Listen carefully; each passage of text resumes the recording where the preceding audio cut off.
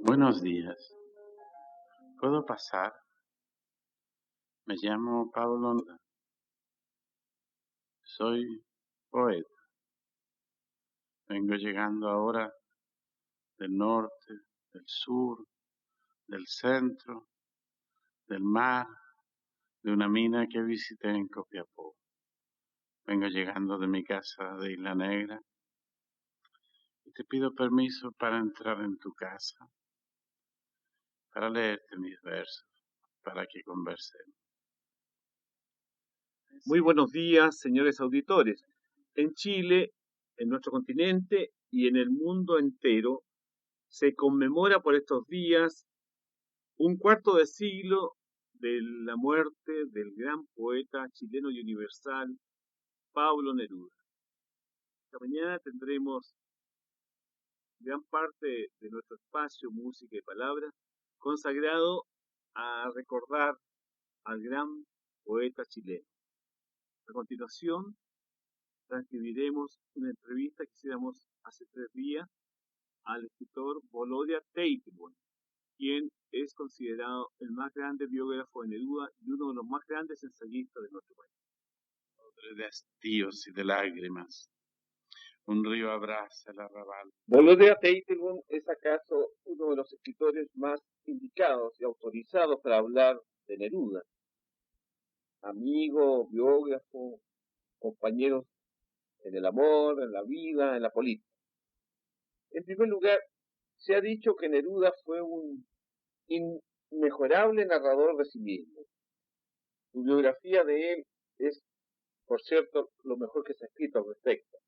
¿Es posible tener perspectiva y objetividad acerca de la vida y obra de un amigo tan notable y de tanta grandeza como Neruda? Cada persona escribe como lo que es. Y por cierto, no puede prescindir de sus propios sentimientos. La amistad con Pablo Neruda fue para mí uno de los tesoros más inapreciables que me ha dado la vida. A un cuarto de siglo de su partida, sigo echándolo de menos. Nos acompaña siempre su poesía, pero este Pablo que conversa con nosotros de una manera absolutamente sencilla, directa, como un hermano, ya no está ahí. Yo he intentado una obra muy difícil, la biografía de Pablo Neruda. Y es tarea ardua, porque como tú lo dijiste, su obra es descaradamente autobiográfica. Y además escribió un confieso que he vivido, que son memorias parciales, pero ciertamente insuperables, porque constituyen el testimonio directo que el poeta, el hombre, hace de su vida. Por lo tanto, cabría la interrogante, ¿por qué se intenta escribir una biografía de Neruda en circunstancias que él incansablemente en su poesía aludió a su existencia, a su peripecia vital, a su odisea humana? Y además escribió un libro de memorias. Quiero decir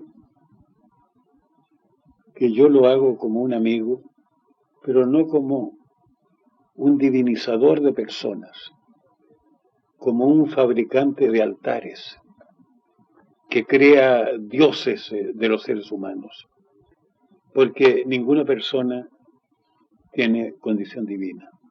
Y creo que la grandeza de una persona es ser humano, esencialmente humano, y en el caso de Neruda, demasiado humano.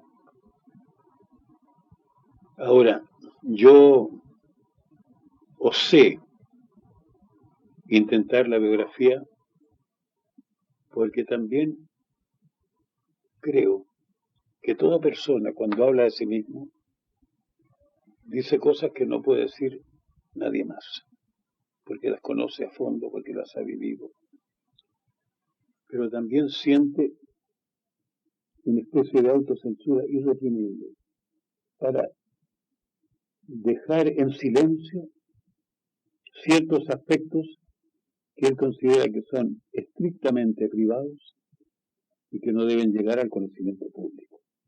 Creo que todos los seres humanos lo tienen. Neruda también lo tuvo. Yo, por lo tanto, escribo un libro completamente a espaldas de sus memorias. Habiéndolas leído, nunca la tuve en vista para componer la biografía de Neruda, porque entendí de que no podía ser un refrito, una repetición que no tendría sentido, habiendo el hombre por sí mismo descrito su existencia de manera tan estupenda como lo hace. Por lo tanto, es también la reconstitución de la época que este hombre vivió, de su tiempo, de los fenómenos literarios, poéticos, sociales. Y en este sentido es también la persona que está contemplando al amigo años después de su muerte y toma la perspectiva necesaria para destacar en él no solo los grandes momentos, sino los momentos más difíciles.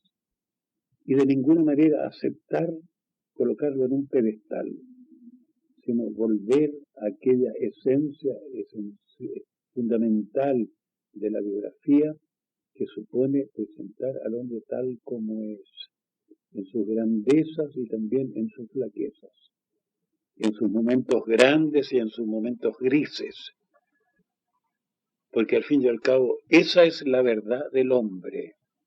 No hay nunca un genio que sea genial en todo momento, ni un hombre importante como llegó a ser Neruda, etcétera, que esté fabricando frases para el bronce a cada instante, como lo quiere la gente que lo rodea.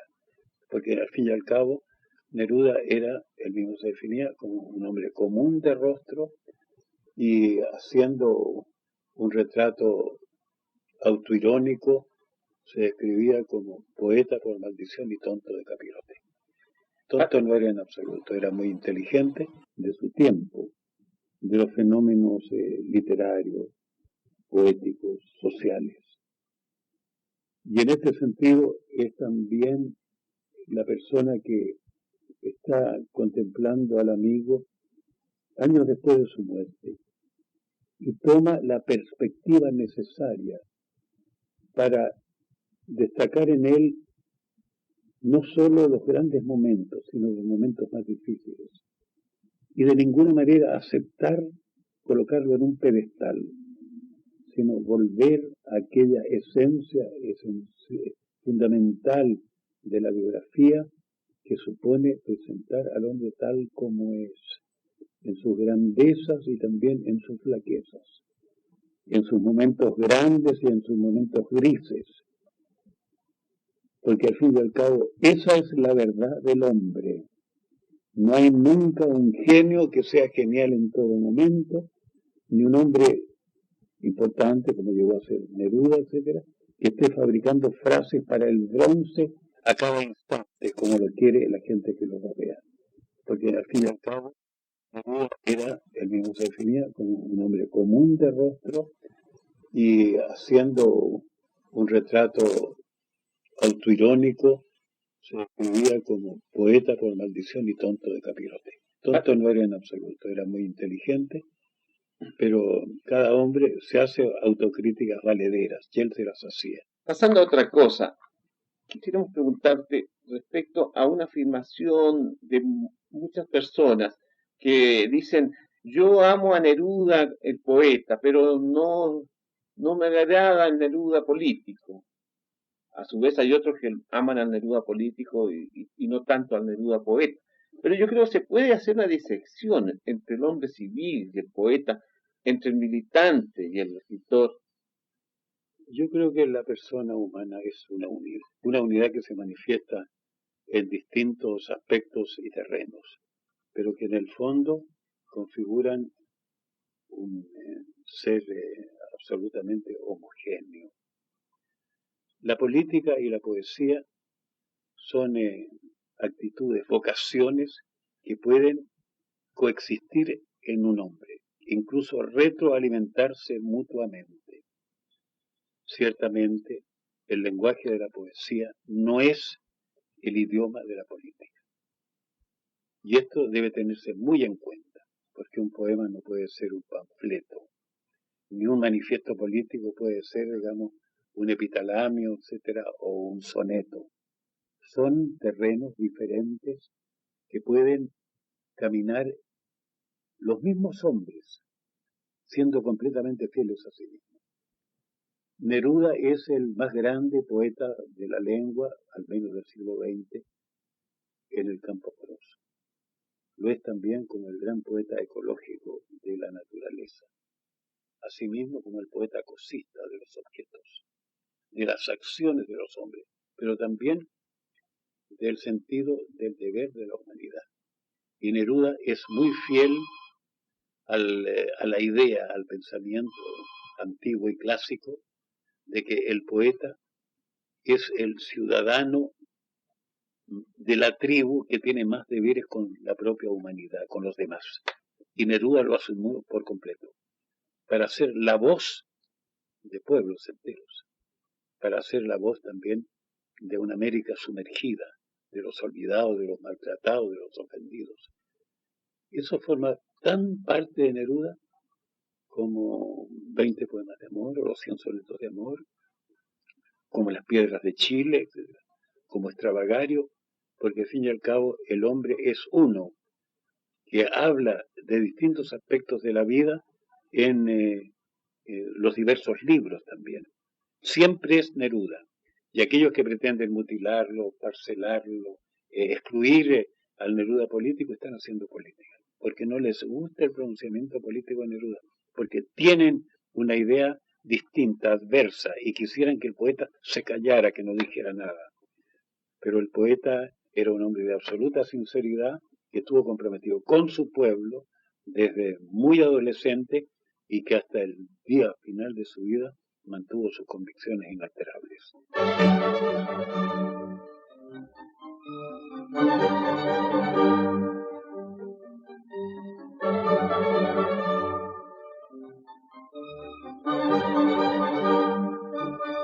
Pasando al tema del amor, Neruda fue un poeta que vivió plenamente el amor. Tú como amigo, biógrafo de él, ¿crees que él amó realmente a sus mujeres o más bien el poeta vivió enamorado de la idea del amor? Yo creo que Neruda fue siempre sincero, digamos, en cuanto a la relación con las mujeres con las cuales tuvo relación. Es un poco más difícil distinguir entre el amor y la pasión. Amor y pasión pueden ser perfectamente consustanciales y coexistir. Pero también la pasión puede ser un momento fulgurante que dura también un instante. Y eso Neruda lo dijo desde el primer momento de su creación en un poema tan socorrido como El Farewell, amo el amor de los marineros que besan y se van. Y él también vivió esa experiencia, pero también vivió los amores permanentes, los grandes amores, y de alguna manera distinguió entre capillas y catedrales. Y él tuvo las grandes catedrales. Ahora, yo creo que Neruda hizo del amor también una creación constante. Yo conocí a varias de sus musas y de las mujeres que amó. Y también conozco los textos que les dedicó. Y sin duda hay un fenómeno de creación que agrega a la persona de la cual deriva ese poema que le inspiró también un mundo de fantasía. La creación imaginaria de un poeta que atribuye a la mujer amada, etc., muchas condiciones que el ser común y corriente que la contempla a la distancia y de manera fría no le descubre en absoluto. O sea, el amor es también, digamos, una fábrica de alucinaciones y una fábrica de sentimientos y también de agregados que el enamorado adjudica a la mujer amada. Y esto fue así, y desde luego Dante en la Divina Comedia, cuando se enamora de una muchacha que ve en el puente, etc., y le adjudica todas las virtudes de la tierra y del cielo, es el poeta que está trabajando con su imaginación, más allá, digamos, de la realidad intrínseca de la persona que suscita esa experiencia, esa visión.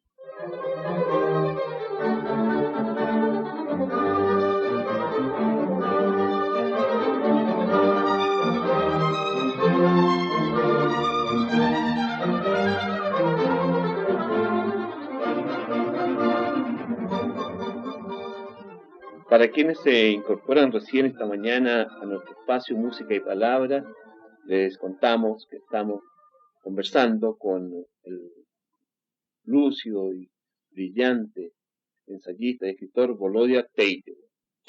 Quisiéramos hacerte otra pregunta. Si un niño te preguntara quién fue Pablo Neruda, ¿qué le responderías? Le respondería como un maestro de la escuela elemental. Fue un chileno que nació en 1904 en Parral, cuya madre murió 12 días después de darlo a luz, que tuvo una infancia más o menos triste, pero era un niño que sabía mirar, que contemplaba el mundo, la naturaleza, que quería también descubrir las cosas, andaba por los bosques, descubría los pájaros, las flores, conocía sus nombres, que aprendió a leer y a escribir a muy temprana edad, y quiso decir todo lo que veía y lo que sentía. Y así empezó el gran Neftalí Reyes Basualto, que después con el tiempo pasó a llamarse como seudónimo Pablo Neruda, y que conquistó el premio Nobel, o sea, el máximo laurel literario del mundo, justamente porque habló de Chile, habló de América, habló del amor, de la naturaleza, del pueblo, de las luchas de los hombres, e hizo de Chile un nombre muy importante en la literatura mundial. Otra cosa, Neruda tuvo una gran vinculación con los estudiantes y con la Universidad de Chile en particular y en especial, diría yo. No olvidemos que estudió en el pedagógico y también que donó sus colecciones de caracolas a la universidad y otro capítulo que también celebró, entiendo, los 50 años de su poesía en el Salón de Honor de la Universidad de Chile. Esta vinculación entre Neruda y la universidad, nuestra principal casa de estudio, ¿cómo la enfocas tú? ¿Cómo la evocas? Creo que fue un acontecimiento fundamental en su vida, que lo marcó para siempre. Porque Neruda, antes de llegar a Santiago, 15 años en Temuco, se relaciona con la FECH, con la Federación de Estudiantes de Chile, o sea, con los estudiantes de la Universidad de Chile, que en ese momento, en ese tiempo, sacaban una revista muy importante, Claridad. Neruda es el corresponsal en Temuco. Y el sueño de él no es como quería el padre, que fuera abogado o dentista. Él quería ser poeta y estudiar francés como una manera de conocer la literatura en ese idioma, porque quería también formarse.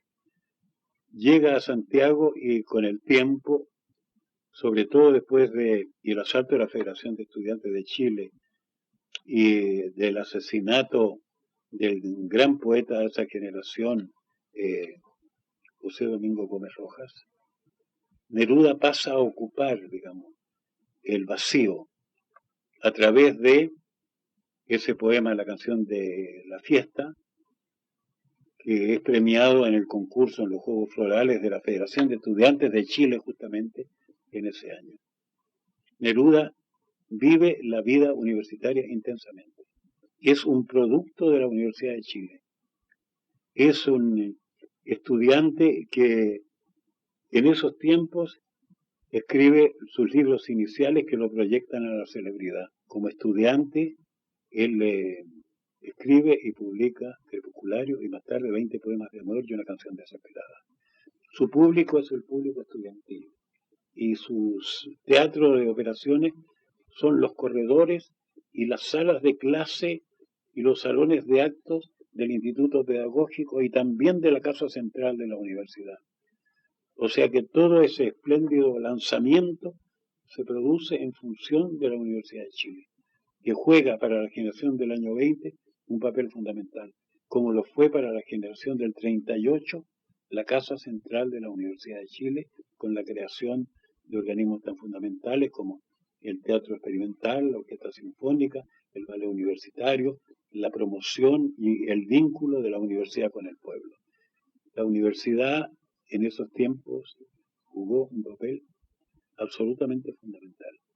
Y creo que este papel le hace bien al país. El país necesita una gran Universidad de Chile, como lo ha sido desde 1842, cuando la funda un poeta y un sabio como Andrés Bello, que ha sufrido muchas arremetidas para tratar de minimizarla, disminuirla, y que de nuevo alza la cabeza como un centro cultural irradiador que promueve en Chile un desarrollo cultural nuevo, profundo, donde la poesía y desde luego Neruda son recordados porque son emblemas también del carácter poético, del carácter creador, del carácter fundacional de la nueva cultura que ha tenido siempre la Universidad de Chile. Y para concluir esta entrevista, quisiera preguntar a Volodya Teitelbaum acerca de su juicio y opinión en el aspecto de la evocación de Neruda. ¿Cuál sería, en suma, la mejor manera de recordar a Neruda por los nuevos poetas y por la juventud de Chile? Yo creo que Neruda no debe ser divinizado, no debe ser falsificado, no debe ser parcelado, no debe ser mistificado, porque al fin y al cabo la industria cultural ha tratado de apropiárselo y convertirlo en un producto de marketing. Neruda es y será siempre el que fue. Y el que fue está registrado en su poesía y también en su vida. Fue un gran poeta del amor, de la naturaleza, de las cosas, pero también de los grandes sueños de la humanidad, de la democracia, de la libertad, de un Chile creativo, así como lo fue también Gabriela Mistral. Y creo que así hay que recordarlo y hay que defender su imagen de toda clase de impostura y de apropiación indebida.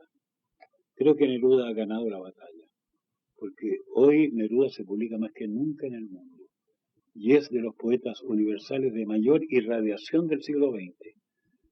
Tiene ya un pie, los dos pies en el siglo XXI.